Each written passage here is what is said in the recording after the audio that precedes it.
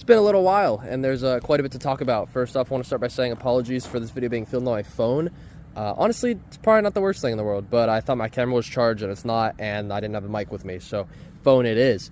Here we are with the E39. I'm going to try and touch on everything I've done to it without saying too many ums and without taking too much of your time. A lot has changed to it, but it doesn't qualify for a 30-minute video, so I'll try and make it quick. I'll go ahead and start with suspension, and on that front, I've gone from the D2 coilovers over to some Megan Racing.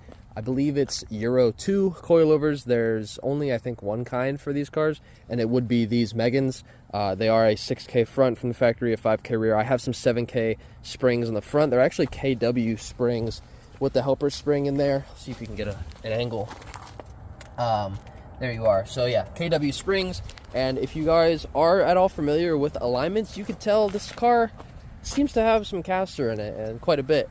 That is because this car actually is on K-Mac camber plates. It's not on the factory camber plates, so it's not just camber adjustable, it is also caster adjustable.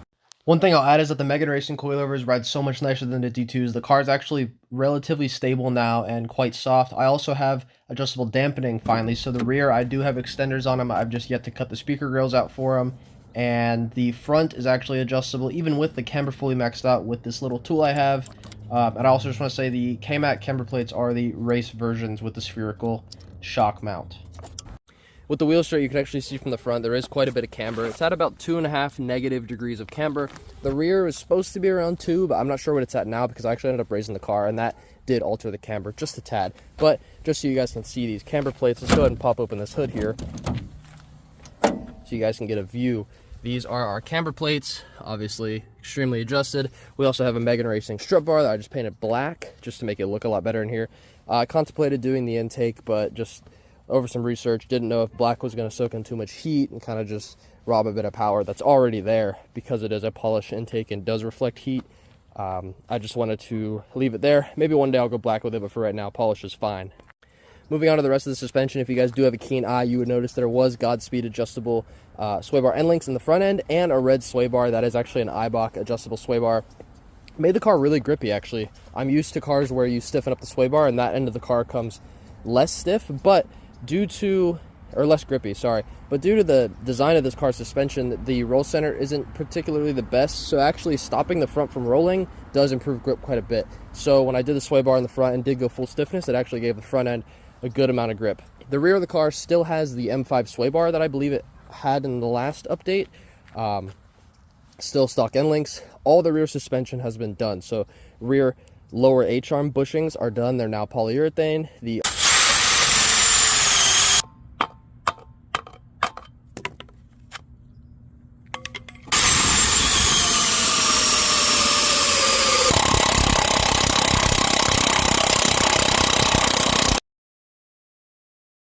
upper arms are both Godspeed adjustable spherical arms. The rear also has the Megan coilovers, of course, and I want to say that's it for rear suspension. I always forget this car also has polyurethane diff bushings, Garagistic subframe bushings with the poly inserts, and the Turner Motorsports monoball front compression arm bushings. I always forget this too, but the car also has RevShift 95A polyurethane engine and trans mounts. Like I said, alignment is just about 2 degrees rear camber, 2.5 front camber. I am big on track stuff, and I wanted this car to kind of be obviously a daily driver, but at the same time I wanted it to be a good handling car because even though my Z is a track car, I love the way it drives on the street because it's just so nimble and it just handles so well. And I wanted that with this car as well. Long time ago, long time ago, if you guys do remember on the channel, I had a Maxima, and it was pretty much this car. That was my only car at the time, but it was a simple sedan. It was great daily, but it also had a lot of suspension mods done, and it did make it handle really well, and I did really enjoy driving it because of that.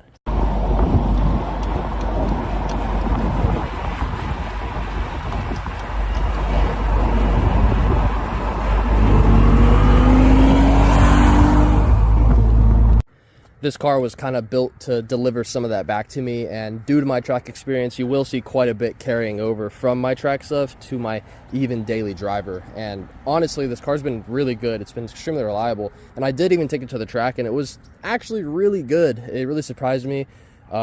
It was only 2 seconds off my Z from the first time I had gone to the track. Since then, I've gone back to the same track and gone much faster. But this car wasn't even slow. It's faster than a lot of other people I've seen at the time, and it really held its own, especially for how big it is and just the kind of car it is. It's an old 5 Series. You don't expect it to go fast, but ended up doing pretty good. Another big part of that is the wheels and tires. These are Style 66s, but instead of it being the typical staggered where it's a 9 wide rear and 8 wide front, it is a full set of 9 wides. So complete set of rear wheels. They're 17 by 9 plus 26 on all 4. I've got some spacers to make them fit really well. The front has a 25 mil spacer and the rear has a 12 mil spacer. No rub, surprisingly. It might look like they're gonna rub, but they actually don't. And they've been super great. And on those wheels, we have two 55/40 17 Bridgestone Potenza RE71 RSs. These are extremely gripper tires, and I wouldn't be running them if I paid full price, but I actually paid $100 for the full set of them at 60% life. So the thing with this size wheel, and the reason I wanted to keep a 17 on the car, is because these tires are ridiculously cheap. I mean, you could find this size tire all day on Marketplace for $300 or less for a full set, and even brand new, they're not that much, just because they're so common. I mean, all the track guys run them. For me, since I wanted to keep the car track capable, it was kind of important to me to be able to run a 200 treadwear or a track tire, and that's exactly what I can get with these. Like I said, they come up all day because S2000 guys run on me, 46 guys run on me, 36 guys run them, BRZ guys run them. Like, everyone runs this tire size, so it's super easy to find, and they look great on the car. It's just pretty much exactly the fitment I wanted. It's a little bit sunk in the front. I do plan on keeping these wheels, although if a set of wheels comes up and they are 17s and fit over the brakes, which I'll touch on in a second, I will most likely buy them. They wheels look great in the car. They're not really an end goal per se, but they are a great stopping point for where I'm at right now. I do quite love them. Diving in a little deeper into the wheels, we do have BMW floating center caps. These are genuine BMW floating center caps. I got them free, actually, and they're kind of a cool touch, and they look pretty cool driving down the street when your center caps are just not moving. I don't have a video of them, unfortunately, because I don't have any friends that live anywhere nearby anymore to actually get a roller of the car, but they do look pretty cool, and it's just a cool touch. Also, we have a stud conversion with some Muteki lug nuts in there. I didn't want to get gold, but it's what they had, so it's what I bought. And behind those, still we have the M5 brakes. Now they're running StopTech 309 pads. They did pretty well. They're great as a street car. They do dust quite a bit, but I mean, even the OEM BMW pads dust quite a bit. I do quite like these pads. The only thing I didn't like about the car on track was the braking system, but I think it's more so due to the master cylinder.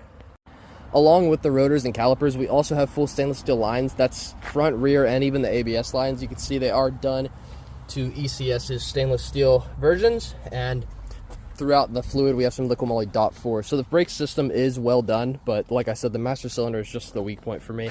I do have an E65 master cylinder. I'm going to end up throwing in it soon. I just need to gather up the parts for it and actually go through putting it in the car. I'll go ahead and show you the rear as well. You might be able to see in there, probably not. I'll still up some pictures right now. They are genuine M5 brakes, and they just fill out the wheels nicely.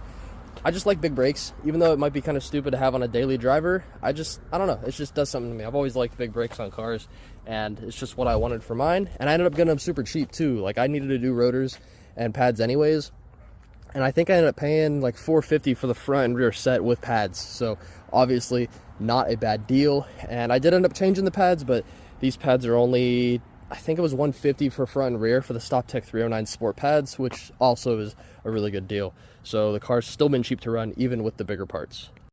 Moving on, we'll touch on what makes this car half of its greatness. It's the M54 B30. All I did in terms of actual real maintenance was the thermostat and water pump. Those needed to be done. Everything else I've done preventatively. So this car, obviously, it does look pretty stock. It doesn't have too much done to it. It even still has mostly the stock exhaust. It just has a dined-in muffler on it. But it's got the stock cats and the stock center section and all that stuff.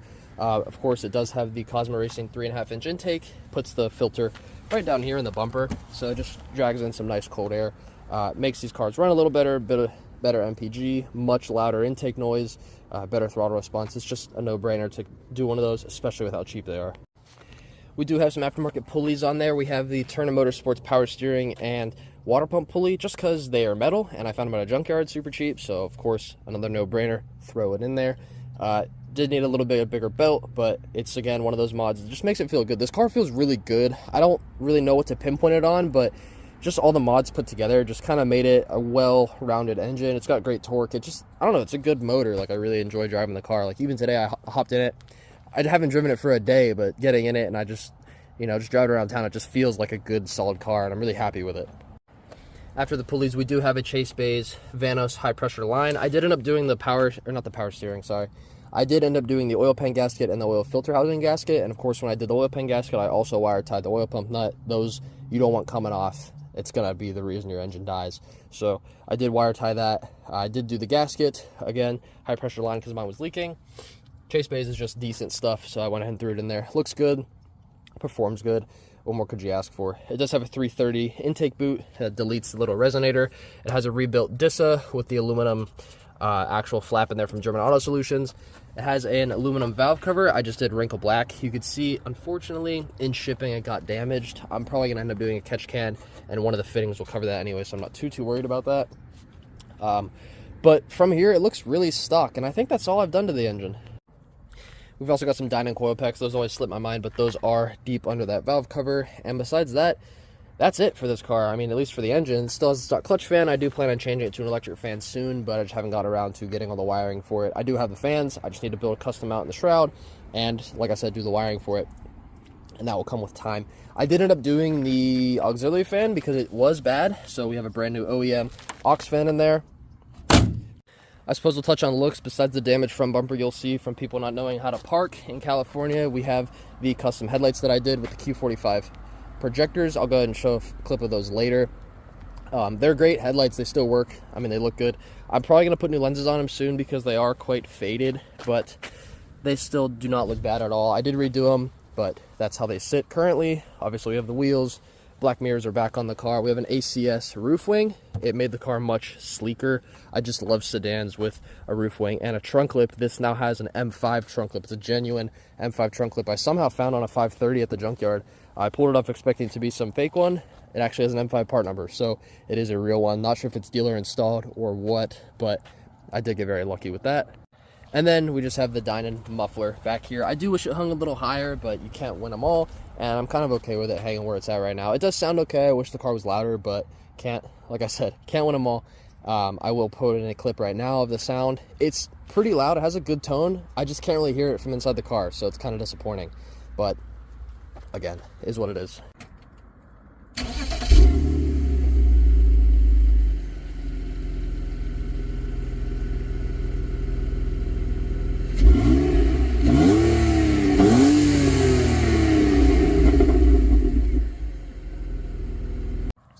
The car's still fully tinted, 5% all around. I did have the windshield tinted. Since then, someone broke my windshield. They shot like 2 BBs at it and shattered it. So I had to replace that out of pocket. Windshield's not tinted anymore, but it's brand new and it's a good brand, Pilkington. Good glass. So that's obviously a good thing. As for bumpers, it's still on stock bumpers. It's still a base 530 from the outside, but due to it being hit in the front and the rear also getting hit very slightly, people just don't know how to park and they don't have respect for things, so things tend to get hit. And the clear coat peeling, I was going to keep stock bumpers, but I ended up finding a rear M Sport bumper and a front M Sport bumper. And the thing with that, I wanted to keep the factory bumpered because they're well ducted from the factory. Everything in the front end has a duct. The radiator has a duct, the brakes have a duct, the alternator has a duct, even the intake at this point has a duct. So I wanted to leave it as is. So my one thing, if I did go M bumper, was to get M ducting, and I have sourced most of it, so this car will end up getting an M5 bumper very soon once I get it painted, and along with the rear we'll also get. We can go ahead and move on to the interior now. It's still very OEM, very clean, nothing crazy in here. We have our piano black trim. We have an M5 dead pedal in here, OEM floor mats. We have a custom silver cluster. This is a cluster I ended up doing when I fixed the cluster. Now all the pixels read, so there's the mileage. Like I said, if you guys have followed the channel, you know I never knew the mileage of this car. I thought it was in the 190s when I had bought it. Turns out it was 168 when I bought the car, and the cluster shows that. Since then I put about 30,000 miles on it. It's been dead reliable, like I've discussed earlier. Adding on to the interior, we have an E39 head unit that does have wireless CarPlay and Android Auto and all that stuff, along with a rear view camera that I'll touch on in a bit. We have a garage door stick short shifter because this car is a factory 5-speed. It feels pretty good. The detents need to be fixed in the trans, so there is quite a bit of play in here, but it's still enjoyable, and the manual is definitely the way to go. This car is great, and if it wasn't a manual, I probably would have sold it by now. It just feels good. It's a good car, and I feel like I can see myself keeping it for a while because of the 5-speed. along with that, we'll go ahead and turn the car to on here so you can see some of the other features I really enjoy. We have E38 illuminated door handles on all 4 doors, so you can see there is the lights in all the handles. It just makes it a nice place to be, especially at night. Along with that, we have an X5 rear view mirror. This is a mirror that plugs right into the factory mirror, but it does give you a little compass in the corner, which is obviously great. I would like to get rid of the clown nose, maybe put one of the gray ones in from a newer BMW, but I need to look into how to take this out of this car and possibly split the mirror open and actually replace that. But for now, it still looks great, and the car is an amazing daily driver. I said I would touch on the rear, and here we go. We'll go ahead and open up the trunk for you. So you can see, I did end up wiring in a review camera to the button, so it actually looks very factory, and I did even wire it in through the grommets. It was the biggest pain. It was so difficult to do. It took so much time. I hurt my fingers so bad, but it was so worth it when you close the car and it sits in there and it works and it just looks factory. That's the big thing. That's the only reason I did it, and I'm extremely happy with the result. As you can see here, no complaints on that front. I'm super happy with it, and it's great. And with that, that is my daily driven E39. I hope you guys enjoyed the video. I always say I'm going to try and upload more. This time I kind of mean it. I do a lot of things to my cars, and I don't update them very often, so I do want to get into the habit of filming more. And even if it's not a talking video, I could just put the clips in and do a voiceover, because that seems to do okay. And I like filming that more than trying to talk and film everything, because the difficulty when it comes to filming work is it adds on like at least double the time just to even set up the camera and actually get angles and try and film it all. It just adds a ton of time to the process, and I am used to rushing, not really rushing, but just working and getting stuff done. It's very hard for me to actually pull out a phone or a camera especially and film it.